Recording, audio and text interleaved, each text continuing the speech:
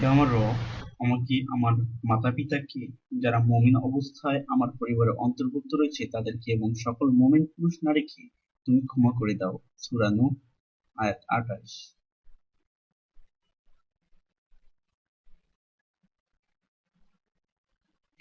রাগ মানুষের ঈমানকে নষ্ট করে, হিংসা মানুষের ন্যায় আমলকে ধ্বংস করে, আর মিথ্যা মানুষের হায়াত কমিয়ে দেয়। হযরত মুহাম্মদ সাল্লাল্লাহু আলাইহি ওয়াসাল্লাম।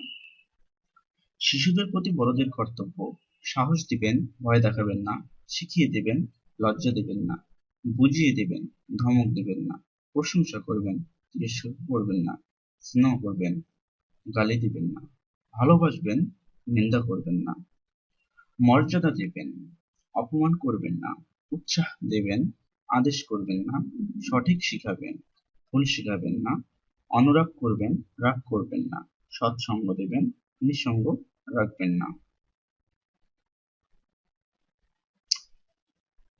একজন মহিলা সুন্দর হওয়ার চেয়ে চরিত্রবান হওয়া বেশি প্রয়োজন। লংফেলো। ওবায়দুল্লাহ ইবনে উমার আব্দুল্লাহ ইবনে শারশিদ রাদিয়াল্লাহু তাআলা আনহু হতে বর্ণিত, তিনি বলেছেন, নবী করিম সাল্লাল্লাহু আলাইহি সাল্লাম গর্তের মধ্যে পেশাব করতে নিষেধ করেছেন।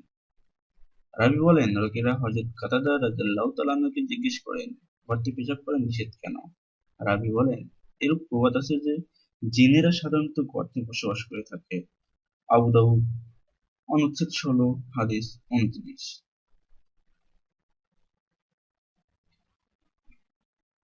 যে ব্যক্তি রুকু হতে ওঠার পর সোজা হয়ে দাঁড়াবে না এবং দুই সিজদার মধ্যবর্তী বিরতির সময় সোজা হয়ে বসবে না, তার নামাজ যথেষ্ট হবে না।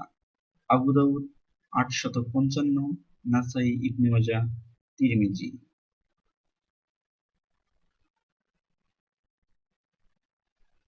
সাঈদ ইবনে মানসুর রাহমাতুল্লাহ আলাইহি সাহল ইবনে সাদ রাদিয়াল্লাহু তাআলা আনহু থেকে বর্ণিত, তিনি বলেন, নবী সাল্লাল্লাহু আলাইহি ওয়াসাল্লাম বলেছেন, আল্লাহর শপথ, তোমার হেদায়েতের কারণে যদি একটা লোক সত্য পথের পথিক হয়, তবে তা তোমার জন্য মূল্যবান লাল উটের চাইতেও উত্তম। সুনান আবু দাউদ ৩৬২০। বলো, আমার সালাত, আমার ইবাদত, আমার জীবন, আমার মরণ, জগৎসমূহের রব আল্লাহর উদ্দেশ্য। সূরা আনাম ১৬৫। কাবা ঘরের নিকট শীষ দেয়া ও হাততালি দেয়াই তাদের সালাত ছিল। অতএব তোমাদের কুফরী কাজের স্বাদ গ্রহণ করো। সূরা আনফাল ৩৫। বর্তমান সময়ে যারা বিভিন্ন অনুষ্ঠানে হাততালি, মুখে শীষ দেয়, তাদের শাস্তি ভোগ করতে হবে, কারণ এটা জাহেলি যুগের মুশরিকদের রীতি। যে নীতি বা শীষ হাততালি দিয়ে তারা নবী সাল্লাল্লাহু আলাইহি ওয়াসাল্লাম ও সাহাবাদেরকে অপমান ও ঠাট্টা বিদ্রূপ করত, অতএব এ কাজ এখনো করলে নবী সাল্লাল্লাহু আলাইহি ওয়াসাল্লাম ও সাহাবাদেরকে বিদ্রূপ করা হবে, বিধায় এটা করা মুসলমানদের জন্য হারাম। ইবনে কাসির, দ্বিতীয় খণ্ড, পৃষ্ঠা ৪০৬।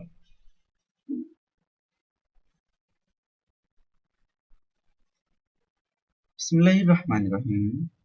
আল্লাহ ও তার রাসূল কোন কাজের নির্দেশ দিলে কোন ঈমানদার পুরুষ ও নারীর সে বিষয়ে কোন এখতিয়ার থাকে না।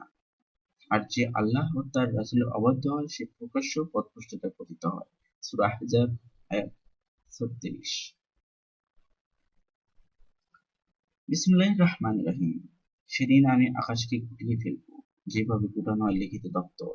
যেভাবে আমি সৃষ্টির সূচনা করেছিলাম, সেভাবে পুনরায় সৃষ্টি করব। প্রতিশ্রুতি পালন আমার কর্তব্য, আমি তা পালন করবই। সূরা আম্বিয়া ১০৪ নম্বর।